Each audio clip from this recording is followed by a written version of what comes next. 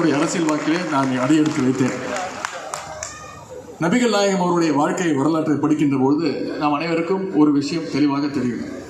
மனிதர்கள் எல்லோரையும் சமமாக நடத்த வேண்டும், நமக்குள்ள எந்த பேதமும் இருக்கக்கூடாது, ஏழை எளிய மக்களுக்கு எந்த நேரத்திலும் உதவ வேண்டும்.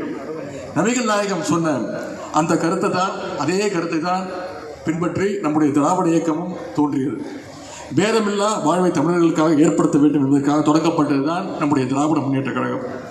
கழகம் தொடங்கப்பட்ட காலத்திலிருந்து நம்முடைய இஸ்லாமிய பெருமக்களும் கழகமும் திராவிட முன்னேற்ற கழகம் நெருங்கிய உறவை கொண்டிருக்கிறது. 2021 கழக அரசு ஆட்சி அமைந்த உடனே குடியுரிமை திருத்த சட்டத்தை ஒன்றிய அரசு திரும்ப பெற வேண்டும் என்று சட்டப்பேரவையில் முதல்ல தீர்மானம் நிறைவேற்றியதுதான் நம்முடைய மாண்பு முதலமைச்சர் அவர்கள், கழக தலைவர் அவர்கள். அதே போல முத்தலாக் சட்டம், என்ஆர்சி, இப்படி வருடா வருடம் ஏதாவது ஒரு சிக்கலை ஏற்படுத்தி சிறுபான்மை மக்களை நெருக்கடிக்கு ஆளாக்கின்ற ஒன்றிய அரசுக்கு தொடர்ந்து எதிர்த்து குரல் கொடுக்கக்கூடிய அரசு தான் நம்முடைய திராவிட மாடல் அரசு, நம்முடைய முதலமைச்சர் அவர்கள் என்பதை என்னை விட நீங்கள் அதிகம் தெரிந்தவர். குறிப்பாக இப்பொழுது ஒரு புதிய பிரச்சனையை கையில் எடுத்திருக்கிறது ஒன்றிய பாஜக அரசு. உங்களுக்கே தெரியும், அதுதான் இந்த வக்ஃப் வாரிய திருத்த மசோதாவை நடைமுறைத்து அவங்க துடித்துக் கொண்டிருக்கிறார்கள். இந்த திருத்தம் அமலுக்கு வந்தால் நம்முடைய இந்த வாரிய சொத்துக்கள் வக்ஃப் வாரியத்திடம் இருந்து அபகரிக்கப்படுகின்ற அந்த அபாய சூழ்நிலை ஏற்படும். அது மட்டுமல்ல, வக்ஃப் வாரியங்களுக்கு ஒன்றிய அரசு சொல்கின்ற ஆட்களை தான் நியமனம் செய்யணும்னு இந்த சட்ட மசோதா சொல்கின்றது. முஸ்லிம் அல்லாத நபர்களையும் கூட அந்த வாரிய உறுப்பினர்களாக நியமிக்கக்கூடிய ஒரு சூழல் அபாயம் ஏற்படுகின்றது.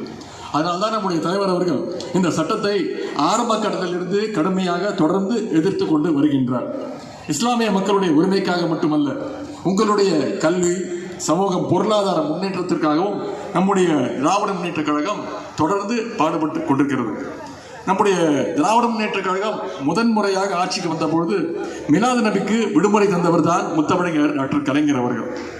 அதே போல உருது பேசுகின்ற முஸ்லிம் மக்களை பிற்படுத்த மக்கள் பட்டியலில் சேர்த்தது, வக்ஃப் வாரிய சொத்துக்களை பராமரிக்க முதல்ல மானியம் தந்தது, தமிழ்நாடு சிறுபான்மையினர் பொருளாதார மேம்பாட்டுக் கழகம் அதே போல உருது அகாடமியை தொடங்கியது, கண்ணியமிகு காயிதே மில்லத் நினைவாக மணிமண்டபம் கட்ட நிதி ஒதுக்கியது, காயிதே மில்லத் மகளிர் கல்லூரியை உருவாக்கியதோடு காயிதே மில்லத் ஆண்கள் கல்லூரிக்கு இடமளித்தது, பிற்படுத்தப்பட்ட ஒரு பட்டியலில் இஸ்லாமியர்களுக்கு 3.5% உள் இடஒதுக்கீட்டை கொடுத்தது.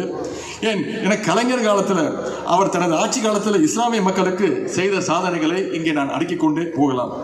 இந்த 4 ஆண்டுகால ஆட்சியில் நம்முடைய முதலமைச்சர் அவர்களும் எண்ணற்ற திட்டங்களை இஸ்லாமிய மக்களுடைய நலனுக்காக தொடர்ந்து செய்து கொண்டே இருக்கின்றார்கள். கிட்டத்தட்ட